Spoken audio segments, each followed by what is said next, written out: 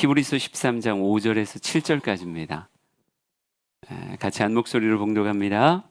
돈을 사랑하지 말고 있는 바를 족한 줄로 알라. 그가 친히 말씀하시기를 내가 결코 너희를 버리지 아니하고 너희를 떠나지 아니하리라 하셨느니라. 그러므로 우리가 담대히 말하되 주는 나를 돕는 이시니 내가 무서워하지 아니하겠노라. 사람이 내게 어찌하리요 하노라. 하나님의 말씀을 너희에게 일러주고 너희를 인도하던 자들을 생각하며 그들의 행실의 결말을 주의하여 보고 그들의 믿음을 본받으라. 아멘. 아멘. 할렐루야. 예, 저 보세요. 박수 세 번 시작. 예, 아직 시작도 안 했는데 한 3병이 졸려고 하고 있어요. 이건 내 탓이 아니에요. 난 이제 나왔거든요. 아마 집사님이 졸게 한 것 같아요. 우리가 재정에 관한 이야기들을 쭉 배워오고 있습니다. 오늘 재정 4번째 시간으로 함께 할 건데요. 10편 78편 72절.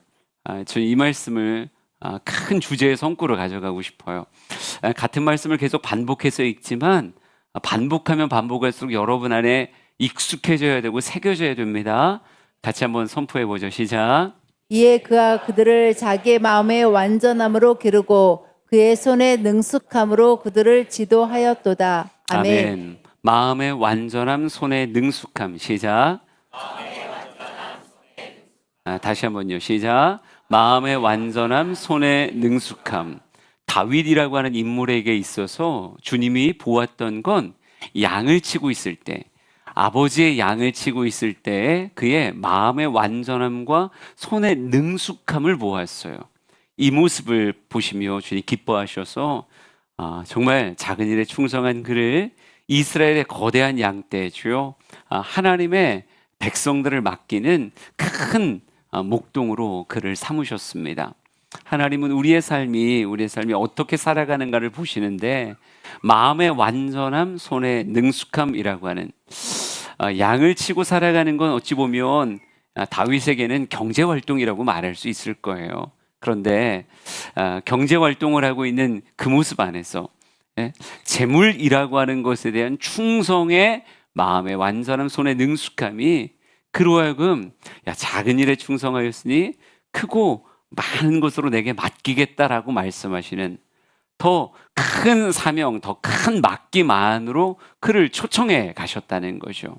저는 우리 주양의 성도들의 삶이 어찌 보면 크레센도의 삶같이 시작보다 나중이 더 창대해졌으면 좋겠습니다. 그냥 재물이라고 하는 것을 떠나서 삶의 영향력이 작은 곳에서 큰 곳으로 그렇게 자라가는 그런 모습이 있었으면 좋겠어요. 그러기 위해서 먼저 여러분에게 강조한 건 마음의 완전함입니다. 오늘까지 마음의 완전함에 관한 이야기를 나눌 거예요. 하나하나 마음의 완전함이라고 하는 것이 어떻게 그 안에 표현되어지는가. 이건 겉으로 드러난 모습은 아니에요. 손의 능숙함은 겉으로 드러난 어떤 실제적인 모습이 될 텐데 이 실제의 모습이 만들어지기 위한 내면의 어찌 보면 가치관이라고 이렇게 말할 수 있습니다. 그럴 때 마음의 완전함을 표현할 수 있는 하나님 말씀 안에서 찾은 가치관들이 무엇이 있을까? 제일 먼저 이렇게 말하고 싶어요. 우리가 진정 마음의 완전함을 가진 자는 모든 물질의 공급자, 특별히 그리스도인의 공급자가 누구라는 걸 인정하는 거예요. 하나님이시다라고 하는 것을 인정하는 거예요. 사무엘상 2장 7절 말씀을 같이 읽겠습니다. 같이 시작. 여호와는 가난하게도 하시고 부하게도 하시며 낮추기도 하시고 높이기도 하시는도다. 아멘. 여호와는 가난하게도 하시고 부하게도 하시고 낮추기도 하시고 높이기도 하신다. 누가요? 여호와께서요. 내가 하는 게 아니에요. 우리 육신의 아버지가 하는 것도 아니고요. 나의 회사의 사장님이 하는 것도 아니에요. 사장님이 가난하게도 부하게도 낮추기도 높이기도 하는 게 아니고 대통령이 가난하게도 부하게도 이러는 게 아니고 그들은 내 삶을 둘러싸고 있는 그저 통로밖에 안 되는 거고요. 그리스도인의 삶의 공급자는 오직 누구시다? 오직 여호와시다. 하나님의 손 안에서 내 삶의 이 모든 것들이 주어지는 거예요. 우리는 엘리야의 이야기로 살펴봤는데 다시 한번 읽어봅시다. 열왕기상 17장 2절에서 6절까지를 읽어볼 겁니다. 같이 신경 써서 시작. 여호와의 말씀이 엘리야에게 임하여 이르시되 너는 여기서 떠나 동쪽으로 가서 요단 앞 그리 시냇가에 숨고 그 시냇물을 마시라. 내가 까마귀들에게 명령하여 거기서 너를 먹이게 하리라. 그가 여호와의 말씀과 같이 하여 곧 가서 요단 앞 그리 시냇가에 머물매 까마귀들이 아침에도 떡과 고기를 저녁에도 떡과 고기를 가져왔고 그가 시냇물을 마셨으나 아멘. 아멘. 엘리야에게 있어서 떡과 고기를 가져오는 존재는 누구처럼 보여요? 어찌 보면 까마귀처럼 보여요. 까마귀가 날아와서 떡을 떨어뜨려 주고 고기를 떨어뜨려 주니까 나의 공급의 모습이 까마귀에게 있구나라고 만약 엘리야가 그렇게 생각한다면 엘리야는 크게 착각하는 거죠. 까마귀를 그에게 보내신 분은 누구신 거예요? 하나님이신 거예요. 하나님이 말씀과 같이 그리 시냇가에 숨어 있는 그에게 낮 저녁으로 까마귀를 통해 떡과 고기를 계속 공급하시는 거예요. 그러니까 까마귀는 통로고 진짜 그에게 떡과 고기를 공급하셔서 그를 먹이신 분은 누구시다? 여호와 하나님이시다. 우리 인생도 마찬가지라는 거예요. 겉으로 보여지는 통로가 있을 수 있어요. 하지만 근원이요 공급자는 누구시다? 하나님이시다. 하나님이 공급한 거예요. 만약 이 공급자를 착각해서 회사의 사장님이 내게 공급하는 거지, 우리의 고객이 나에게 공급하는 거지. 여러분, 고객을 선대해야 되고 사장님께 선대해야 되는 건 맞지만 그를 공급자라고 생각하며 그에게 모든 것이 달려있다고 하면 여러분 너무 자연스럽게 그의 눈치를 보고 그에게 무언가를 절박하게 원하는 이런 모습을 보일 수밖에 없는 거예요. 어느 날 까마귀가 안 온다고 생각하자고요. 까마귀가 안 오면 엘리야가 때로는 까마귀가 준다고 생각하면 뭐 하겠어요? 어쩌면 깃털 붙잡고 기도할 수도 있을 테고, 까마귀 상을 조각해서 깎아놓고 그것 앞에 머리를 조아리며 오늘 날라오세요, 내일 날라오세요 이렇게 말하지 않겠어요? 근데 이거 되게 어리석은 일이라는 거예요. 까마귀는 통로지 진짜 공급자는 누구시다? 하나님이시다. 내 삶의 공급자는 누구시다? 하나님이시다. 하나님이 내 삶의 공급자이기에 우리는 하나님의 눈치를 본다고요. 하나님에게 내 시선을 내어드리는 거예요. 하나님이 나를 그리 시냇가에 있어도 먹이실 거고 사르밧 과부의 집에 가서도 먹이실 거예요. 하나님이 갈멜산에 올라가서도 책임져 주실 거라고요. 여러분, 이렇게 사는 삶을 뭐라고 표현하는 거예요? 믿음으로 사는 삶이라고 말하는 거예요. 우리가 믿음을 보이고 믿음으로 살아갈 때 누가 책임지시는 거예요? 하나님이 책임지시는 거예요. 내가 믿음으로 말씀을 따라 그리 시냇가로 가니 누가 책임지시는 거예요? 하나님이 책임지시는 거예요. 믿음을 보이면 하나님이 책임지십니다. 믿으시면 아멘. 그래요. 주님의 말씀 따라 사르밧 과부에게로 가라 라고 얘기하시면 믿음으로 가면 누가 책임지는 거예요? 하나님이 책임지시는 거예요. 너는 아합에게 보이라. 누구의 말씀대로 가면? 하나님의 말씀대로 믿음을 보이면 그곳에서 누가 책임져 주는 거예요? 죽음의 자리라고 생각하는 그 아합 앞에 갈 때 하나님이 그를 책임져 주셔서 아합 앞에 이 엘리야를 높여주시잖아요. 그러니까 우리는 착각하면 안 된다고요. 통로에 집중하지 말고 누구에게 집중한다? 하나님께 집중해야 된다. 하나님이 내 인생의 공급자시다. 여러분, 하나님이 우주를 만드셨고 하나님이 해도 만드셨고 하나님이 달도 만드셨고 하나님이 공기의 모든 것도 다 만드셨고 하나님이 이 땅의 모든 산천초목의 모든 것들을 다 하나님이 만드신 거예요. 인간이 만든 건 단 하나도 없어요. 하나님이 모든 걸 만드셔서 인간에게 공급하셨다고요. 여러분, 이 자연을 보고 있으면 그게 너무 자명한 거예요. 하나님이 공급자다라고 하는 건 너무 자명한 사실이에요. 그런데 콘크리트에 갇히고 회사에 갇히고 지금 당장 사장의 얼굴을 바라보며 공급자가 하나님이 아닌 저 사람이야 라고 생각하는 건 너무너무 심각하게 어리석은 거예요. 우리는 성경에서 말하는 재정의 가치관을 가져야 되는데 누가 공급자시다? 하나님이 공급자이시다. 믿으면 아멘. 그러기에 우리는 두 번째 가치관은요. 그러니까 우리는 돈을 따라가는 자가 아니라 부르심을 따라가는 자가 돼야 되는 거예요. 예, 돈을 따라 선택하는 게 아니라 이 회사를 갈까 저 회사를 갈까 여긴 얼마 주고 여긴 얼마 주는데 이 돈을 따라 선택하는 게 아니라 우리는 무엇 해야 되는 거예요? 기도해야 되는 거예요. 하나님 어디로 갈까요? 하나님 어디에 나에 대한 부르심이 있습니까? 라고 하나님 앞에 고백해야 되는 거고 우리가 물질을 따라 선택하는 게 아니라 하나님의 부르심을 따라 선택하는 것 이게 그리스도인의 너무 마땅한 삶의 모습이라는 거예요. 예.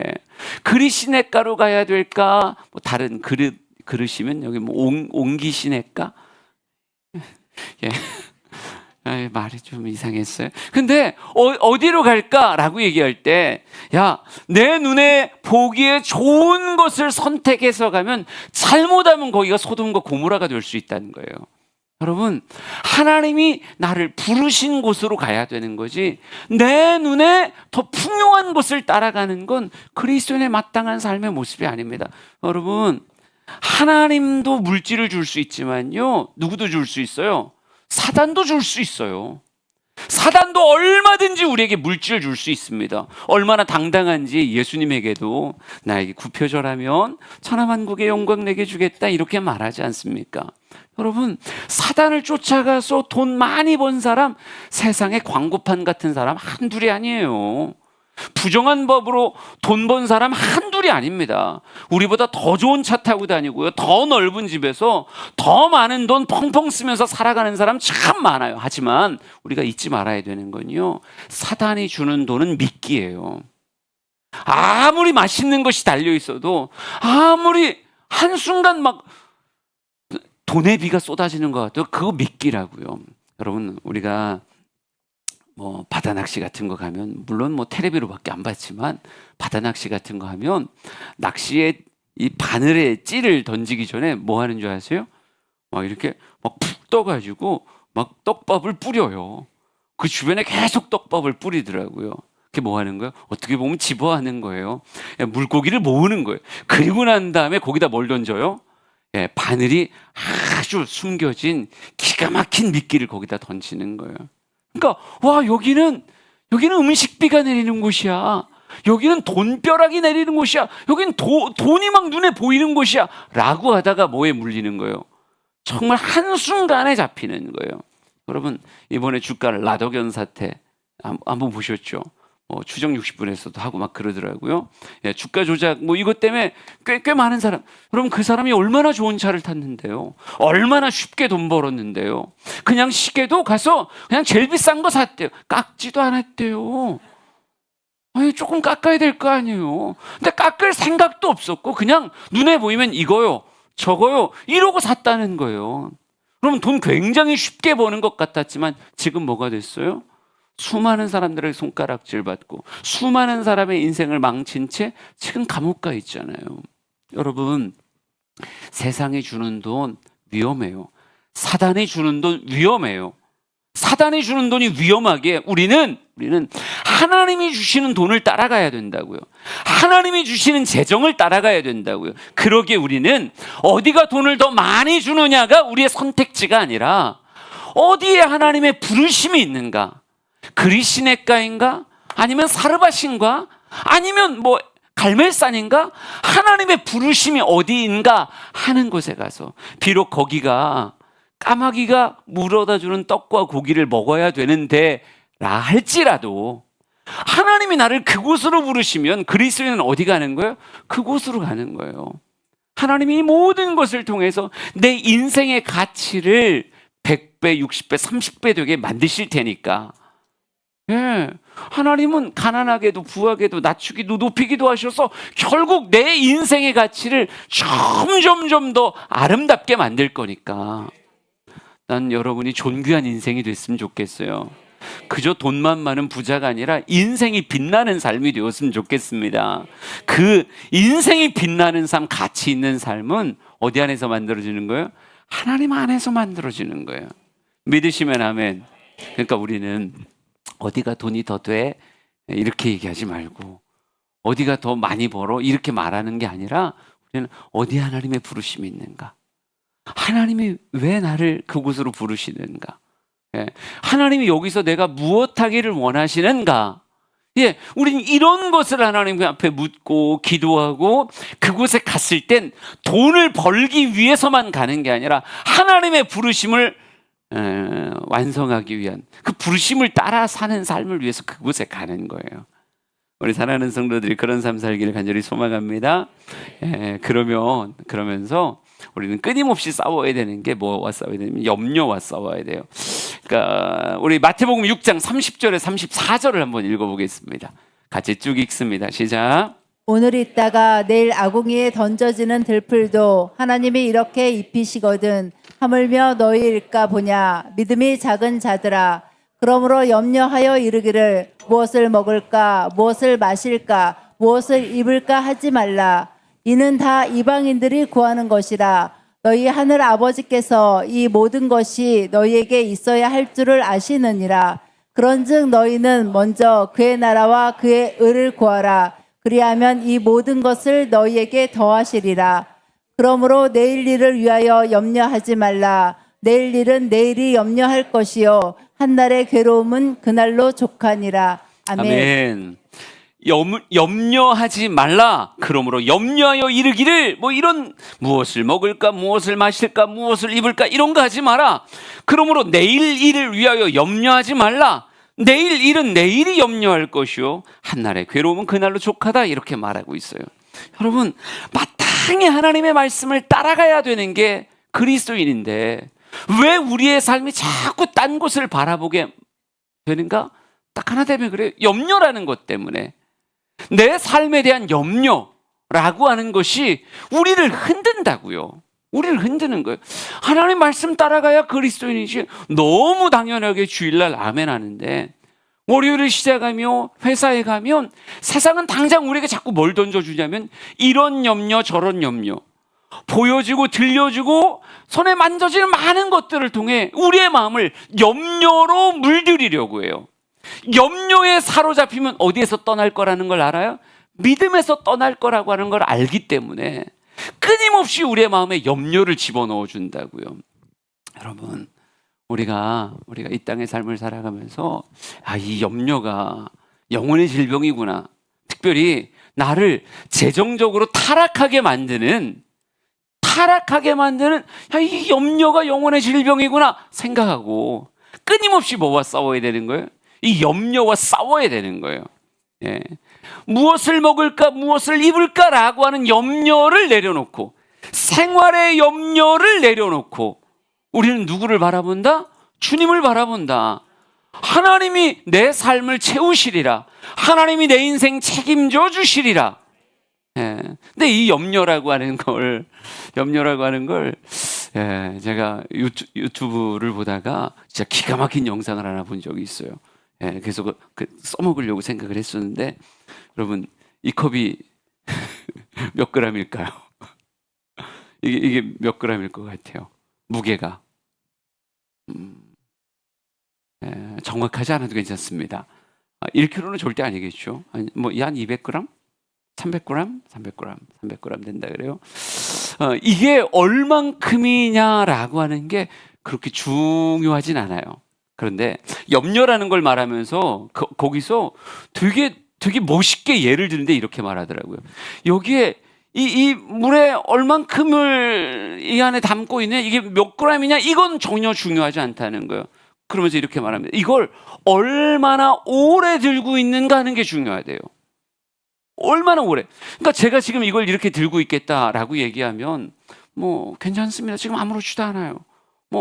앞으로 조금 더 들고 있을 것 같아요. 근데 지금 이 상태에서 만약 5분이 지났다고 생각해 보자고요. 그럼 어떨까요? 5분을 이렇게 이 상태로 들고 있으면 어느 순간 팔이 뻐근해지기 시작하겠죠. 만약 이 상태로 30분이 있었다고 생각해 보자고요. 요 상태로 30분. 지금은 아무렇지도 않아요. 지금은 한 30초도 안 됐으니까 괜찮은데 만약 30분 내내, 설교 내내 이렇게 들고 있었다고 생각해 보자고요. 그럼 제가 이 마이크를 쓰는 이유가 뭔지 아세요? 생각보다 핸드형이 무거워요.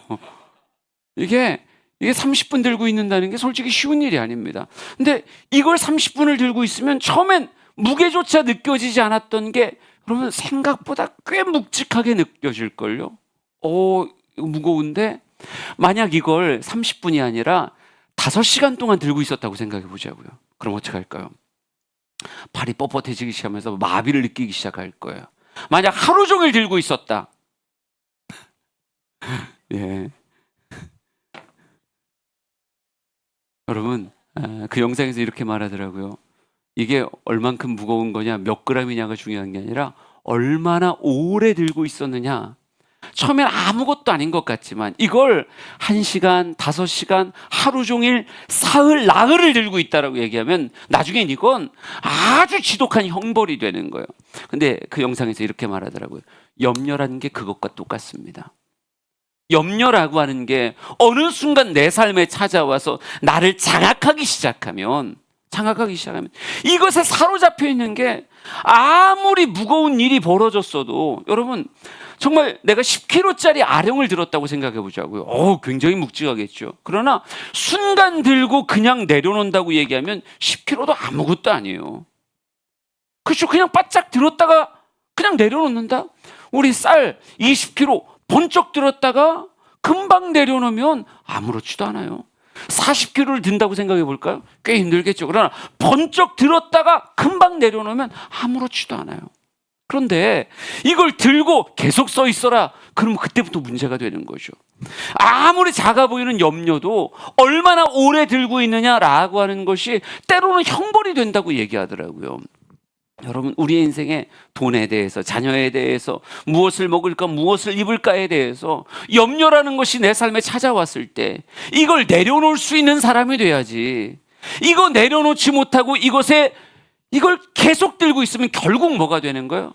온 신경이 여기 집중되기 시작하고 그것으로 인해서 내 삶이 마비가 되기 시작해요. 이것에 끌려가기 시작한다고요. 왜 수많은 그리스도인들이 돈에 멱살 잡혀 끌려가는 거예요?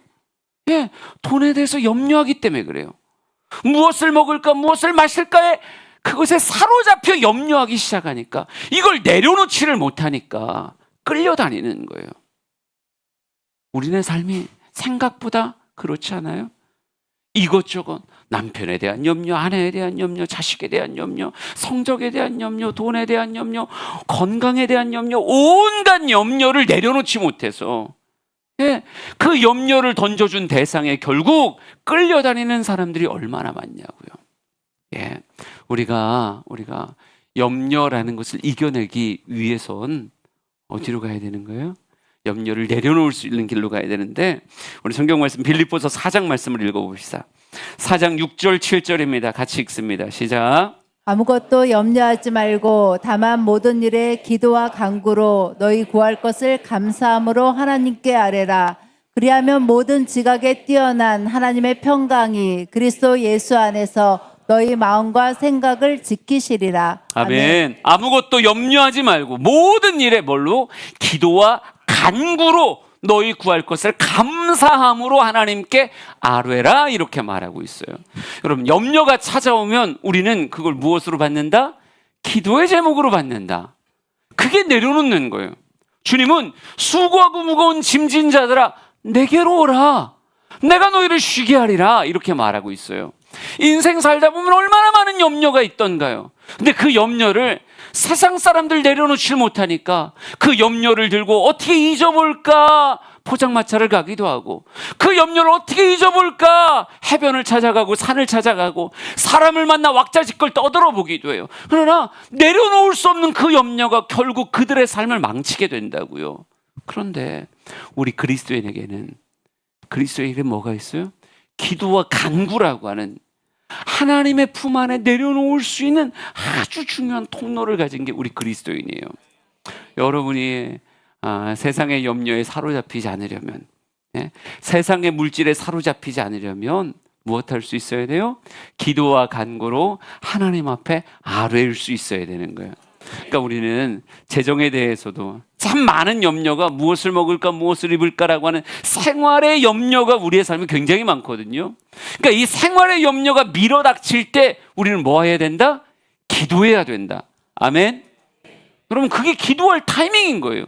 염려가 밀어닥칠 땐 기도하는 거예요. 예, 기도하는 거예요. 목사로서 누리는 복 중에 하나가 새벽 기도고, 예, 요즘 누리고 있는 건 저녁 기도예요. 예, 여러분, 염려가 몰려와요. 염려가 몰려와요. 근데 진짜 재밌는 건 염려가 몰려왔을 때 누구 앞에 나가면 돼요? 하나님 앞에 나가면 되는 거예요. 그냥 이렇게 말하면 돼요.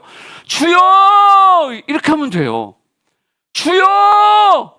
예, 이 염려가 덜어질 때까지 주의 이름을 부르고, 하나님께서 하십니다. 하나님이 역사하십니다. 하나님이 모든 것을 귀한 간증으로 바꾸십니다. 고백하면요, 마음에 꽉 막혔던 채증이 뚫어져요. 누구를 기대하게 돼요? 하나님을 기대하게 된다니까요. 잃어버렸던, 염려 때문에 잃어버렸던 감사가 어디 안에서 나와요? 기도와 간구할 때 내 안에서 올라오는 것을 느끼게 된다고요. 여러분, 그러니까 생활의 염려가 밀어닥칠 때 사람 만나러 돌아다니다가요, 염려에 죽어요. 포장마차에서 돌아다니면 여러분 염려에 죽는다고요. 생활의 염려가 여러분에게 밀어닥칠 때 우리는 어디로 간다? 기도하러 하나님 앞에 가는 거예요. 하나님 앞에 다 내어놓으면 모든 지각에 뛰어난 하나님의 평강이 그리스도 예수 안에서 너희 마음과 생각을 지키시리라. 하나님이 약속하신 대로 이루십니다. 하나님의 평강이 여러분의 삶을 정말 지켜주시리라 믿습니다. 생각을 지켜주시는 거예요. 염려에 사로잡혀 있으면 죽고 싶지만 하나님이 지켜주시면요, 감사가 나오고 하나님 안에서의 확신이 내 안에 들어온다고요. 우리 사랑하는 성도들이 그리 살기를 원합니다. 그게 마음의 완전함이에요. 또 이렇게 설명할 거예요. 그 재정 안에서의 마음의 완전함은 재정에 대해서 이렇게 선언하는 거예요. 있는 만큼 사용하기로 선언하는 거예요. 히브리서 13장 5절, 6절, 7절 말씀 읽어보겠습니다. 시작. 돈을 사랑하지 말고 있는 바를 족한 줄로 알라. 그가 친히 말씀하시기를 내가 결코 너희를 버리지 아니하고 너희를 떠나지 아니하리라 하셨느니라. 그러므로 우리가 담대히 말하되 주는 나를 돕는 이시니 내가 무서워하지 아니하겠노라. 사람이 내게 어찌하리요 하노라.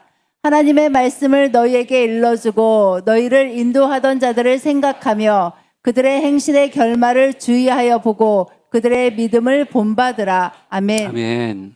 아멘. 하나님 말씀을 인도하던 자들이 그들이 어떻게 살아갔는가 잘 보고 그들의 믿음의 삶을 본받아라 이렇게 말하는데, 그들이 보여준 믿음의 삶을 한 문장으로 표현하면 이렇게 표현하는 거예요. 돈을 사랑하지 말고 있는 바를 족한 줄로 알라 이렇게 말하고 있어요. 그러면 돈을 사랑하면 어떻게 된다 그랬어요? 일만하게 뿌리가 된다 이렇게 써 있어요. 돈을 사랑하면 일만하게 열매 맺어지는 뿌리가 돼요. 그러니까 돈을 사랑한다는 건 진짜 위험한 거예요. 그러면 돈을 사랑하지 않는다는 건 돈을 미워하는 것인가? 난 돈 싫어. 돈 싫어. 돈을 막 밀어내는 거예요? 아니요.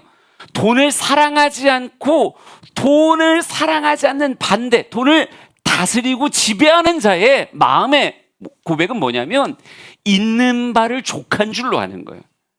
그러니까 주어진 것 안에서 살아가기를 결단하는 거예요. 예. 돈을 사랑함으로 없는 걸 있는 것 같이 끌어쓰는 게 아니라 뭐 하고 사는 거예요? 그냥 주어진 것 안에서 아멘 하고 감사하면서 사는 거예요. 그러니까 하나님이 나에게 200만 원을 주셨으면 200만 원 안에서 살림하고 살아가는 게 주어진 것 안에서 살아가는 족한 줄 알고 사는 삶이에요. 근데 200만 원을 주셨는데 돈을 사랑함 안에서 없는 것을 끌어써서 400만 원어치를 끌어썼다. 그럼 나머지 200은 뭐가 되는 거예요? 빚이 되는 거죠. 그러니까 400만 원을 끌어쓰는 건 뭐예요? 돈을 사랑하는 삶이에요. 그러니까 빚이라고 하는 건 누구의 삶의 모습이 되면 안 되냐면 그리스도인의 삶의 모습을 설명하는 모습이 되면 안 돼요. 우리는 빚으로 사는 게 아니라, 빚으로 사는 건 내게 주어진 걸 넘어서는 삶이거든요. 내게 주어진 걸 넘어서는 삶은 위험한 삶이에요. 주어진 것 안에서 있는 것, 주어진 것을 족한 줄로 알고 사는 것. 그러니까 여러분, 아담과 하와에게 있어서 에덴 동산에서 주님은 뭐 하셨어요? 야, 선악과 이것 말고 나머지의 과일의 실과들은 다 너에게 줄 테니까 마음껏 먹어. 그게 너에게 허락된 거야. 그러면 주어진 걸 족한 줄로 알면 오늘은 사과 따먹고 내일은 귤 따먹고 그 다음 날은 파인애플 따먹고 이렇게 하고 살면 되는 건데, 여러분, 그 안에 있었던 정욕과 욕심이 뭘 바라보게 하셨어요? 주어지지 않은 것을 바라보고 주어지지 않은 것을 향해 손을 내밀게 만들었다는 거죠. 이것도 내가 가지고 싶어, 이것도 내가 먹고 싶어 라고 하는 것이 에덴을 깨고 그에게 주신 파라다이스를 깨버리는, 쫓겨나는 어리석은 행동이 되었다는 거예요. 그러게 우리가 이 땅의 삶을 살아갈 때 돈을 사랑하는 것의 반대가 있는 것을 족한 줄로 여기고 살아가는 게 이게 돈을 사랑함의 반대구나. 내가 재정을 경영하는 자가 된다, 재정을 다스리는 자가 된다, 재정의 종이 되는 게 아니라 돈의 노예가 되는 게 아니라 돈을 지배하고 다스리는 삶의 그 현장적인 모습은 있는 것을 그냥 그 안에서 족한 줄로 알고 살아가는 것. 이런 그림이 있더라고요. 빚에 대해서 이렇게 써놨어요. 이거 보여주세요. 빚이라고 하는 것에 대해서 스트레스가 없다. 20대는 17.7%. 제일 높아요. 돈도 안 버는 것들이 빚지는 것에 대해서 스트레스가 없대요. 빚지면 되는 거 아니야? 30대 12.6, 40대 14.5. 빚이라고 하는 것에 대해서 성경은 야, 빚을 지면 체주의 종이 된다. 야, 그거 위험한 거다 이렇게 말하는데, 빚 너무 당연한 거 아니야? 라고 말하며 빚에 대해서 쉽게 여기는 사회적 분위기를 이 땅이 만들어가고 있다는 거예요. 우리 목사들끼리도 그래요. 이렇게 말해요. 빚 가운데로 걸어가며, 야, 얼마나 성경적이냐. 빚 가운데로 걸어야지. 근데 하나도 그 좋은 게 아니에요. 빚이라고 하는 것이 물론 다양한 이유로 우리의 삶에 생겨질 수 있습니다. 근데 돈을 빌릴 수 있다, 이것 또한 능력이다라고 말하며 빚을 너무 쉽게 생각하는 것이 결국 우리를 뭐요? 옥죄인다니까요. 이게 발의 착고가 된다니까요.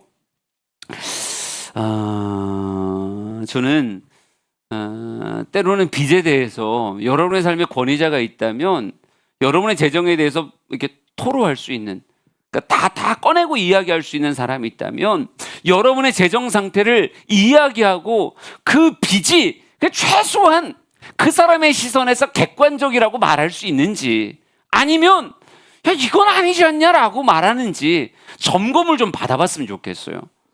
그러니까 빚을 냈을 땐 다 뭐가 있는 거예요? 나름의 이유가 있고 명분이 있는 거예요.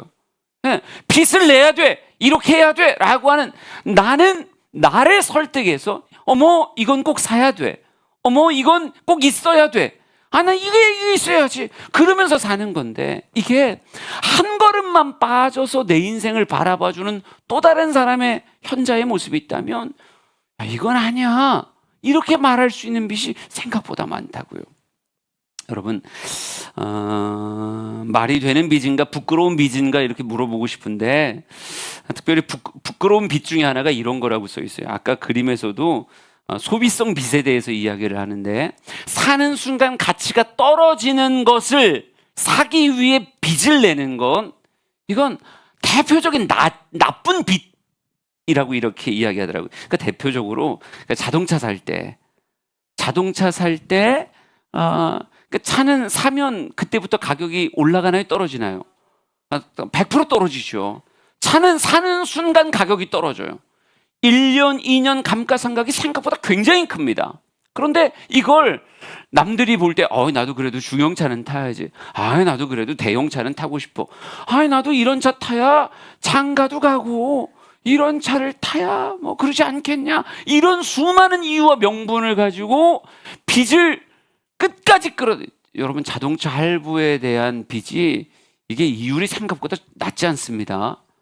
생각보다 굉장히 고금리예요. 그런데 덥석 그래도 얼마만 내면 나도 그 차 탈 수 있어 라고 하는 것 안에 가치가 뚝뚝 떨어져가는 자동차를 분수에 맞지 않게 빚을 내서 사는 건 뭐다? 안 좋은 거다. 옷, 이것도 마찬가지죠. 옷도 가치가 뚝뚝 떨어지는 거예요. 예, 전자기기, 핸드폰 하나에 막 100만 원, 150만 원, 아이들은 거의 200만 원에 가까운 핸드폰도 그냥 사더라고요. 예, 그런 핸드폰 여러분 2년, 3년 지나면 뭐 하고 싶어져요? 바꾸고 싶죠. 그때 바꿀 때도 200만 원 받고 팔 수 있는 거예요? 절대 그렇지 않아요. 200만 원 주고 샀어도 50만 원 주고 팔면 잘 받았다 이렇게 말할 수 있는 거예요. 그러니까 가격은 뚝뚝 떨어지는 걸 남들도 다 그거 써요 라고 하는 것 안에 용감해지는 건 뭐다? 이건 전형적인 나쁜 빚이다 이렇게 말할 수 있어요. 또 이런 빚들도 있죠. 더 큰 수익을 기대하며 빚을 내는 거. 이건 좋은 빚일까 나쁜 빚일까 약간 헷갈리긴 해요. 더 큰 이득을 낼 수 있기에 빚을 낸다. 이러면서 사업하거나 뭐 이러는 일들이 굉장히 많아요. 근데 저는 여러분에게 물어보고 싶은 게 만약 그걸 투자라고 얘기를 하면서 여러분이 그렇게 시작할 텐데 투자라고 하는 말을 할 수 있으려면 최소한 그 일에 대해서 뭐 해야 돼요? 여러분이 알아야 돼요. 근데 진짜 여러분이 그 일에 대해서 아는가? 라고 하는 것을 물어봤을 때 나는 그 일에 대해서 모르고 그걸 설명한 사람이 나에게 이렇게 얘기했어요. 수익의 30%가 보장이 된대요. 20%가 보장이 된대요. 6개월만 맡기면 더블이 된대요. 여러분 이건 뭐예요? 예, 2배 얘기하면 무조건 사기예요. 무조건 사기. 모르는 일에 대한 투자는 투자가 아니라 투기일 확률이 굉장히 큽니다. 그러니까 모르는 일에 대해서 내가 진짜 여러분 우리가 뭐 카페를 차린다라고 얘기했을 때 우리는 너무 쉽게 생각하는 경우가 있어요. 여러분 진짜 많은 게 카페예요. 근데 여러분이 하면 될 것 같죠? 카페를 해서 그래도 월세를 감당하고 직원들 월급을 주고 이럴 수 있으면 와 이건 상위 10%예요. 아니 5%일 수도 있어요. 생각보다 어렵다고요. 근데 한 번 알바도 해보지 않고 한 번도 그 프랜차이즈에서 6개월, 1년을 일해보지 않은 채 덜컥 나의 퇴직금 다 털어서 오늘부터 치킨집 하리라.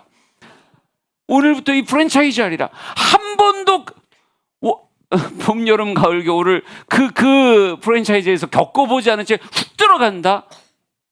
여러분 이건 다 투자가 아니라고. 이건 다 투기라고요. 근데 그런 거 하면서 자기가 있는 돈뿐 아니라 이거저거 해서 다 나는 잘할 수 있어. 나 기도 많이 하니까 괜찮아. 난 잘할 수 있어. 그냥 끌어당기는 건 난 장담해 기도를 안 한 거예요. 기도를 했으면 하나님이 최소한 그 지혜를 안 주실 리가 없는데 네가 먼저 해봐라. 너가 1년을 버틸 수 있는지 가서 알바라도 1년을 해봐라. 이렇게 말씀하실 텐데 알바하는 건 자존심 상하니까 난 곧바로 주인하겠다. 그러면서 온갖 돈 투자해가지고 그냥 하는 거 그건 100% 투기가 되는 거예요. 여러분 빚은 그런 것뿐만 아니라 때로는 예상치 못한 일로 인해서 생겨지기도 해요. 몸이 아파 수술을 받기도 하고요. 덜컥 벌어진 사고로 합의금을 내야 되는 그런 일이 벌어지기도 합니다. 때로는 생활을 위해서 빚이 생기기도 하죠. 실직을 하게 되는 경우가 있기도 해요. 그러다 생활을 안 할 수는 없을 거 아니에요. 또 때로는 회사의 경영이 어려워서 월급을 받지 못하는 일이 벌어질 수도 있어요. 이럴 땐 어쩔 수 없이 빚이 생겨지기도 합니다. 그런데 여러분 이런 때를 위해 우리가 해야 되는 게 뭐예요? 솔직히 저축을 하고 있었어야 되는 거예요. 예. 이런 일이 내 삶에 사고가 안 벌어지고 싶지만 인생은 넌 팔 어쩌다 그랬니? 부러뜨리고 싶었어? 빡! 공부를 하느니 팔을 부러뜨리겠습니다. 나 설마 그러진 않았겠죠. 예? 공부하느니 팔을 부러뜨리겠다 이런 일은 없었을. 그런데 부러졌잖아요. 저럴 때 뭐 해야 돼요? 치료받을 수 있고 뭐 할 수 있고 이런 것들을 위해서 저축하고 준비가 되어져 있었어야 되는 거예요. 근데 그런 것들이 준비가 안 되면 미리 돈을 다스리고 재정에 준비가 되어 있지 않으면 이럴 때 어이없이 뭐가 생기는 거예요? 빚이 생기는 거예요. 네. 그러니까 이런 빚 저런 빚이 우리의 삶에 다가올 수 있다고. 또 이런 거 있죠. 연대보증 쓰는 거. 친분과 우정을 위해서 돈을 빌리고 빌려주는 일들로 인해서 때로는 빚이 생겨지기도 해요. 여러분, 그런데 은행에서 빌리지 못하는 돈을 또 다른 사람에게 빌린다? 여러분, 벌써 위험한 거예요. 예. 저 사람이 당연히 은행에서 돈을 빌려야죠. 은행은 대출 업무를 해주니까. 근데 은행을 설득할 수 없는 사람이 나에게 와서 야, 이러이러해서 진짜 이만큼만 빌려줘. 내가 잘해줄 거야. 여러분, 거기까지 온 거는 솔직히 재정에 대해서 이미 많이 힘들어진 거예요. 그러니까 우리가 알아야 되는 건 우정이 있고 친분이 있죠. 우정과 친분이 있어서 그의 말이 무겁게 느껴지는 건 사실이지만 제발 부탁하는 건 그래도 여러분이 감당할 수 있는 것 안에서 무언가를 해준다는 건 그나마 되지만 그 사람이 말한 액수를 채워주기 위해서 내가 감당할 수 없는 것에 사인을 하고 내가 감당할 수 없는 걸 빚을 내서 빌려준다라고 얘기하면 뭐해진다? 정말 위험해지는 확률이 커요. 뭐도 잃고 뭐도 잃어요? 돈도 잃고 사람도 잃을 확률이 굉장히 높다고요. 굉장히 높다고요. 그러니까 친분으로 인해서 우정으로 인해서 때로는 그를 향한 사랑으로 인해서 마음이 뭉클해지는 건 사실이잖아요. 어렵다는데 힘들다는데 근데 어렵고 힘들어서 내게 그 마음이 있다면 어떻게 해줘야 되는 거예요? 내가 감당할 수 있는, 심지어 그만큼은 내게 없어도 돼. 무슨 일이 벌어졌을 때 이건 뒷감당 내가 할 수 있어 라고 하는 선 안에서 내가 가용할 수 있는 힘이 있으면 거기까지는 사랑으로 갈 수 있어요. 그러면 돈은 잃어버려도 사람은 안 잃어버릴 수 있어요. 내 마음 안에서. 그런데 그 사람이 하는 그 절박한 말로 인해서 나도 감당이 안 되는 내 재정의 힘을 넘어서는 것을 빌려다가 가져다가 준다. 그러면 굉장히 위험해지는 거예요. 네, 이렇게 말하고 싶습니다. 하여간 우리의 인생에 빚이 생겨지고 이렇게 빚이 막 만들어지는 건 그만큼 내가 재정에 대해서 바르게 준비하지 못했고 지배하지 못했다는 아주 강력한 증거가 돼요. 예. 사고가 벌어지고 실직이 있고 뭐 생활에 어떤 어려움이 있었다? 그러면 일상의 삶에 있어서 내일을 준비하지 못했던 그런 재정을 다스리지 못했던 모습이 그 사고를 감당할 수 없게 만든 거예요. 그러니까 이미 잘못된 거예요. 예. 그러니까 빚이라고 하는 것 자체를 뭘로 받아야 되냐면 위험 신호로 받아야 되는 거예요.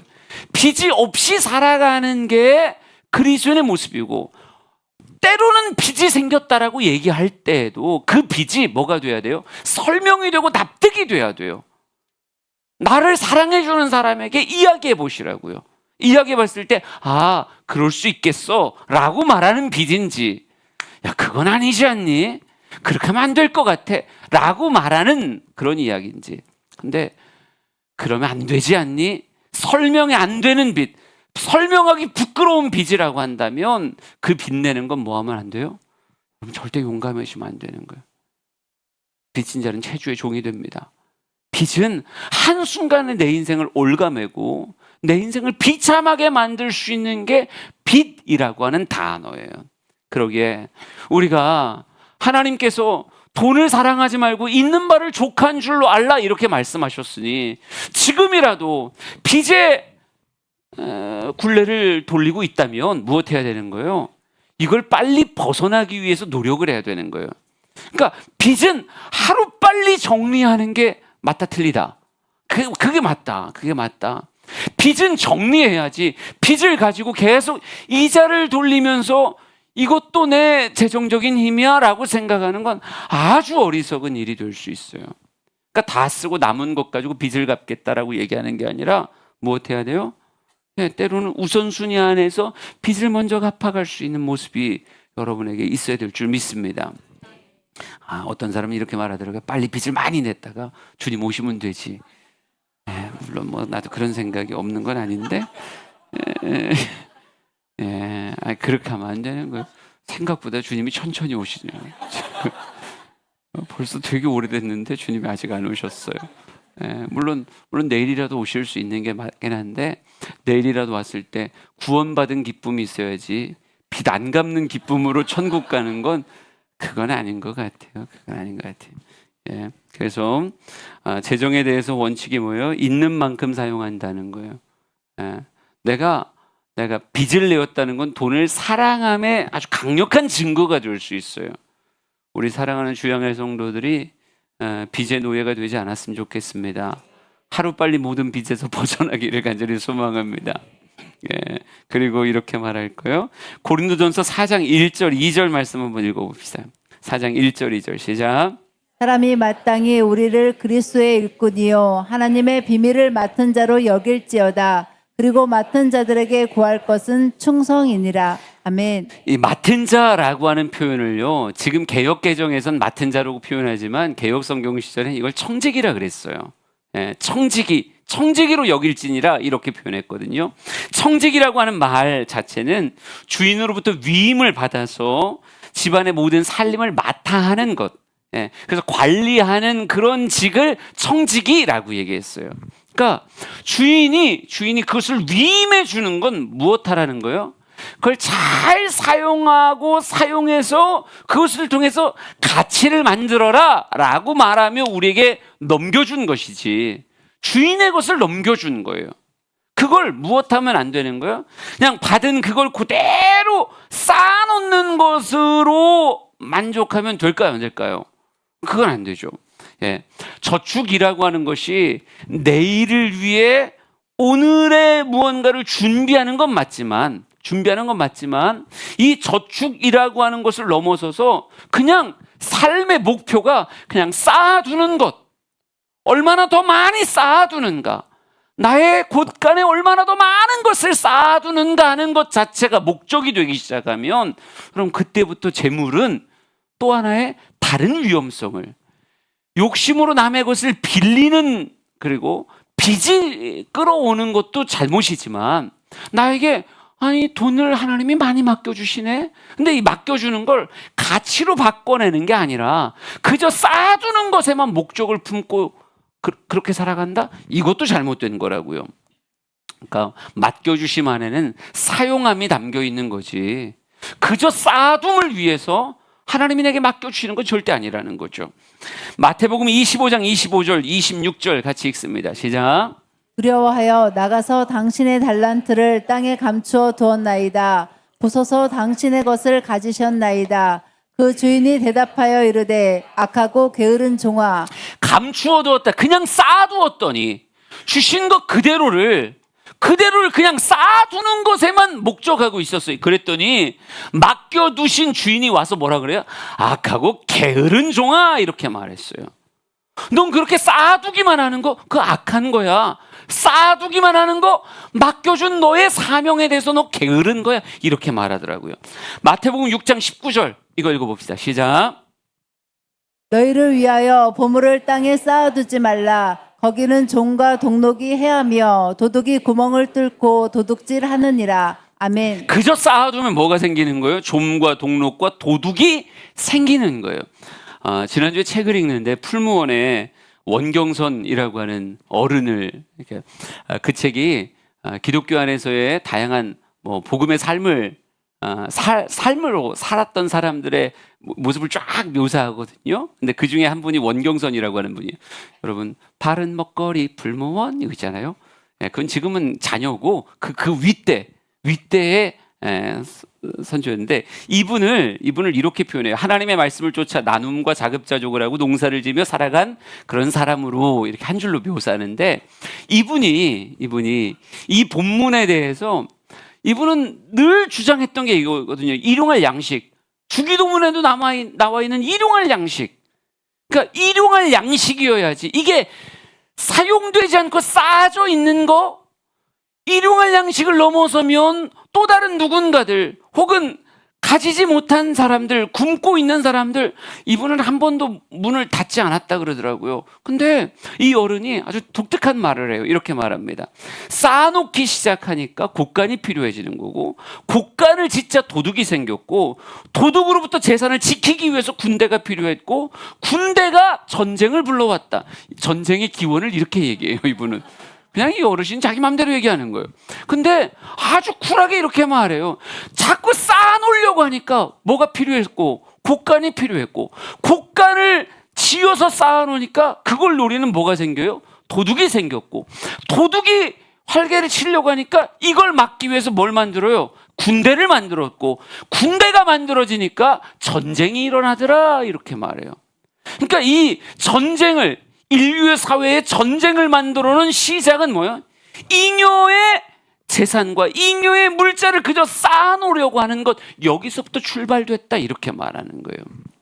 여러분, 누가복음 12장 말씀 봅시다. 15절부터 21절까지예요. 이거 한번 읽어봅시다. 시작. 그들에게 이르시되 삼가 모든 탐심을 물리치라. 사람의 생명이 그 수유에 넉넉한 데 있지 아니하니라 하시고, 또 비유로 그들에게 말하여 이르시되 한 부자가 그 밭에 소출이 풍성함에 심중에 생각하여르되 내가 곡식 쌓아둘 곳이 없으니 어찌할까 하고, 또 이르되 내가 이렇게 하리라. 내 곡간을 헐고 더 크게 짓고 내 모든 곡식과 물건을 거기에 쌓아두리라.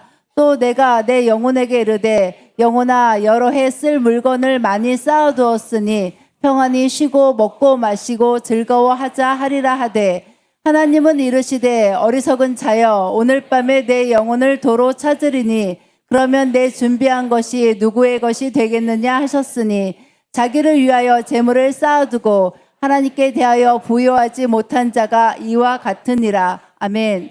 예, 이 사람을 어리석다 이렇게 말하고 있어요. 하나님이 어리석다라고 말한다고요. 근데 이 어리석은 사람의 삶의 특징이 뭐냐면, 이 사람은 농사에 재능이 있었나 봐요. 엄청 농사를 잘 짓는 거예요. 근데 잘 지은 그 농사를 가지고 뭐 하길 원했어요? 쌓아두기를 원했어요. 쌓아두길 원하니까 곳간을 만들고 거기서 채워넣는 거예요. 다 채웠는데도 또 생겨요. 그랬더니 어떻게 해요? 곳간을 더 크게 줬어요. 더 크게 짓고 또 쌓기 시작했어요. 계속 쌓고 계속 쌓고 계속 쌓았는데, 이렇게 쌓아두면 어떤 날이 올 줄 알았어요? 이렇게 써 있죠.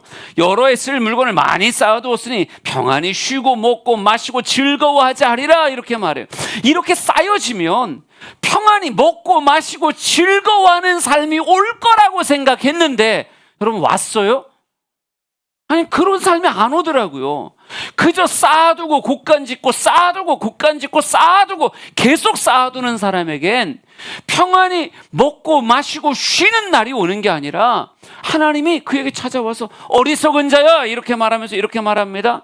오늘 밤에 너의 영혼을 찾아가겠다. 그러면서 너의 준비한 것이 다 누구의 것이 되겠느냐, 이렇게 말해요. 네가 그렇게 열심히 쌓아둔 것, 내가 오늘 밤에 너의 영혼을 찾아가면, 야, 네가 쌓아둔 거 다 누구 거 되겠느냐, 이렇게 말하더라고요. 여러분, 쌓아두는 것만 가지고 먹고 마시고 평안히 즐길 수 있는 그런 삶이 올 거라고 생각했는데, 주님이 그날 부르시기 전까지 그는 그런 생각만 가진 거지 그런 삶을 살지는 못해요. 그저 쌓아두는 것 안에는 평안함과 기쁨, 즐거움의 삶이 그 안에 없다고요. 쌓아두는 것만 갖고는 안 해요. 오히려 염려와 불안과 근심이 쌓아두고 있는 동안에 찾아와요. 더군다나 주님은 뭐라 그러신다고요? 내가 오늘 밤에 너의 것을 찾겠다, 너의 영혼을 찾겠다, 이렇게 말해요. 그러면 쌓아둔 모든 것은 누구의 것이 되겠냐? 여러분, 누구 거 될 것 같아요? 누구의 것이 될 것 같아요? 당연히 자녀의 것이 되겠죠. 아니, 아들, 딸이 있을 거 아니에요. 야, 그러면 그렇지, 내가 열심히 쌓아둔 건 내 아들 때문이지, 내 딸 주려고 싼 거지, 아유, 그럼 됐지. 여러분, 근데 쌓아두는 것만 가르쳤지, 쌓아두는 것이 아니라 이걸 가지고 가치를 만드는 일에 대해서 배움받지 못한, 한 번도 아버지의 삶에서 그걸 본 적이 없는 자녀가 그 곳간에 키를 가졌을 때, 여러분, 좀과 동록과 도적을 과연 이길 수 있을까요? 못 이긴다니까요. 쌓아두는 것만 보았지 이것을 가지고 가치를 만드는 법을 배우지 못한 자녀는요, 오히려 그 돈이 누구의 인생을 망칠 확률이 커요? 그 자녀의 삶을 망칠 확률이 훨씬 커요. 자녀가 돈에 배임을 당한다고요. 돈이 그를 오히려 위험하게 만든다고요. 뭐 이렇게 말하면 좀 그렇지만 탕자가 돈을 가졌었기에 뭐가 됐어요?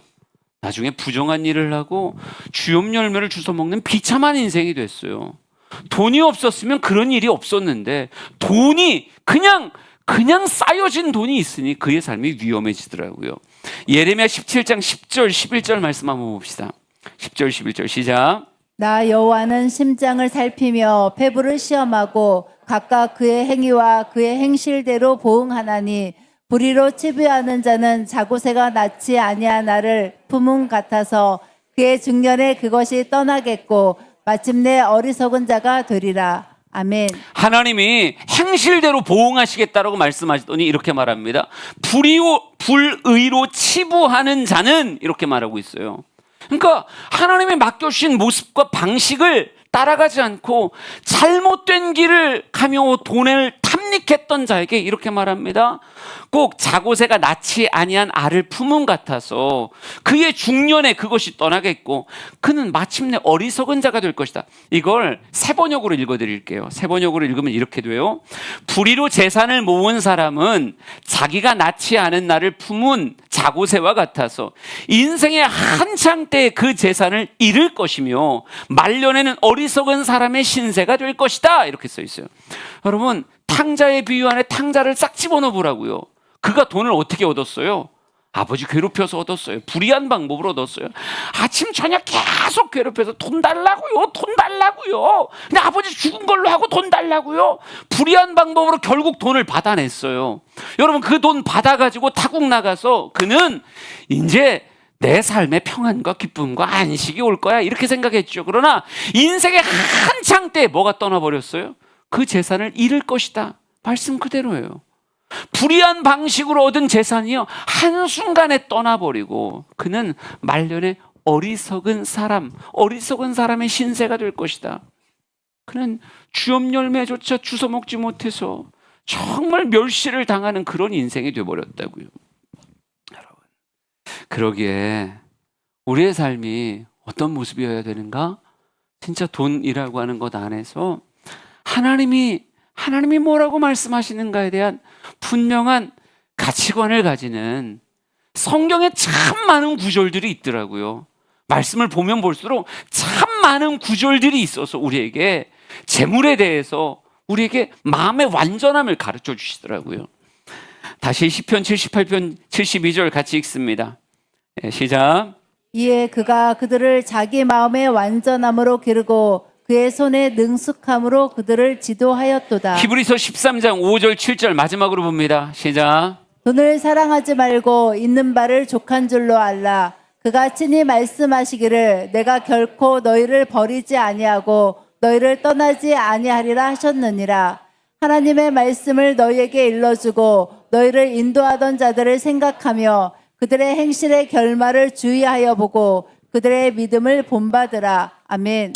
저는 우리 사랑하는 주영의 성도들이 진짜 돈이라고 하는 걸 어떻게 지배하고 다스리는지를 여러분의 자녀에게 보여줄 수 있는 믿음의 선진들이 되었으면 좋겠습니다. 그들의 믿음을 본받으라 그랬어요. 여러분, 재정 안에도 뭐가 있어야 돼요? 우리 믿음의 발현의 모습이 그 안에 있어야 되는 거예요. 그리스도인은 돈에 대해서 어떻게 생각하는가? 돈을 어떻게 지배하고 다스리는가? 나의 공급자가 하나님이시다라고 하는 것을 믿음으로 내 삶에 새겨야 되는 것이고, 진짜 우리는 돈을 따라가는 게 아니라 하나님의 부르심을 따라가야 된다.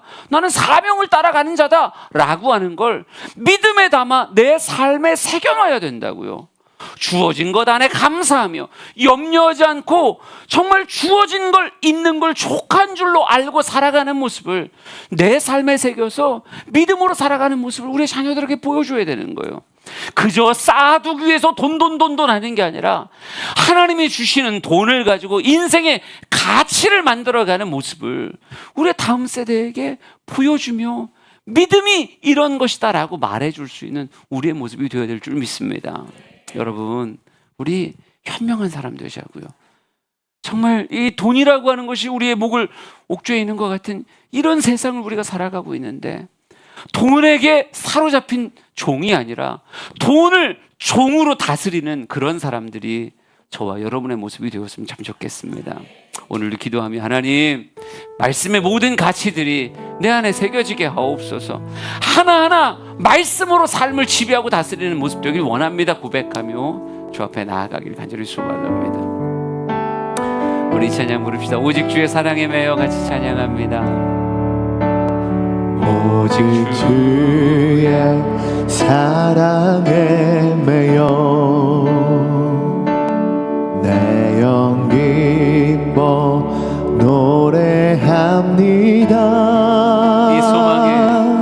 이 소망의 언덕 기쁨의 땅에서 주께 사랑 드립니다. 오직 주의 임재 안에 갇혀 내 영 기뻐 찬양합니다. 이 소명의 언덕 거룩한 땅에서 주께 경배드립니다. 주께서 주신 모든 은혜 나는 말할 수 없네. 내 영혼 즐거이 주 따르렵니다.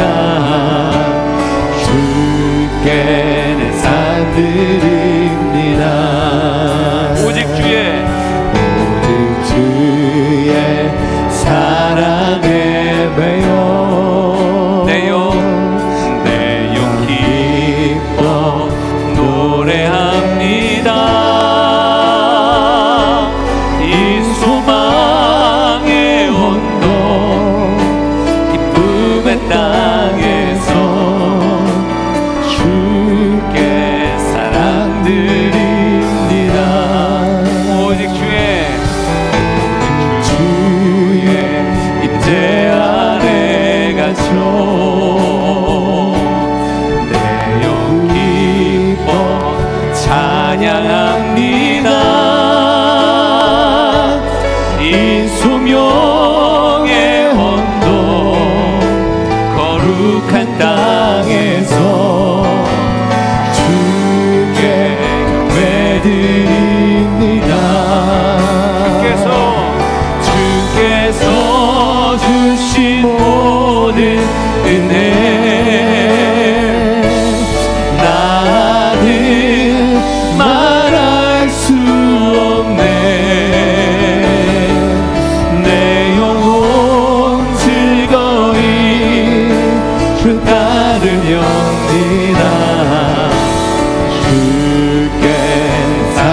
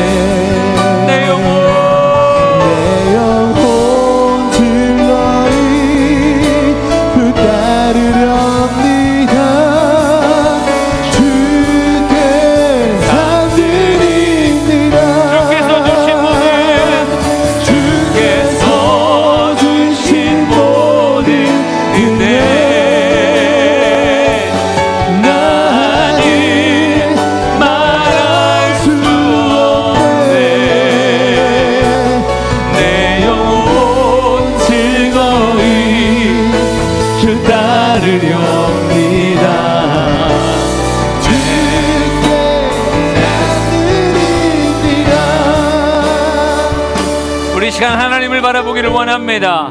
내 삶의 공급자는 하나님이십니다. 내 삶의 공급자는 하나님이십니다. 하나님의 부르심을 따라가십시오. 돈에 욕심내는 게 아니라 하나님의 부르심을 따라가는 자가 되길 원합니다. 하나님이 우리의 삶을 책임지십니다. 하나님 우리의 삶을 공급하십니다. 있는 것에 감사하며 살아가는 우리가 되기를 원합니다. 우리 주여 세 번 부르시고 통성으로 같이 기도합니다.